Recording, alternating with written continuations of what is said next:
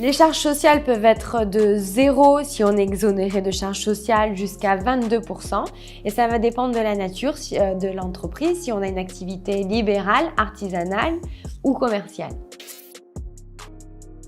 On peut bénéficier d'aides financières. Il y a un dossier qui s'appelle le dossier ACRE, anciennement le dossier ACRE, qui vous permet d'être exonéré de charges sociales, notamment la première année. Pour en bénéficier, il y a certaines conditions, par exemple être au chômage depuis plus de 6 mois ou avoir entre 18 et 25 ans révolus.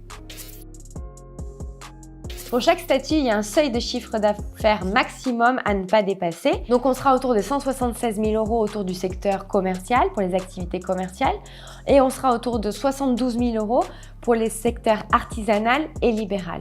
Au-dessus de ce seuil-là, il faudra penser à faire évoluer sa micro-entreprise pour une entreprise.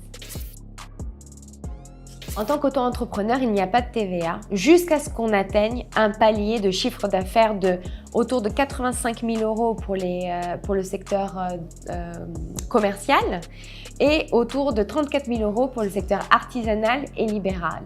À partir de ce moment-là, on devra déclarer et payer sa TVA. Quand on est auto-entrepreneur, on paye directement ses impôts sur le revenu par rapport au chiffre d'affaires que son auto-entreprise a généré. Pour calculer le montant de vos revenus imposables, c'est très facile.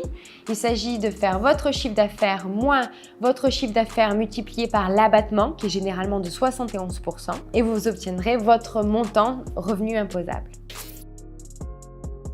Pour payer, c'est très simple, il suffit de se rendre sur le portail officiel des auto-entrepreneurs et on peut le payer de manière trimestrielle ou de manière mensuelle en déclarant son chiffre d'affaires et ses charges sociales. Et si vous souhaitez payer votre impôt sur les revenus personnels, vous pouvez aussi choisir l'option de prélèvement libératoire, prélèvement anticipé. De ce fait, vous n'avez plus besoin de déclarer et de payer vos impôts sur le revenu sur votre feuille d'imposition.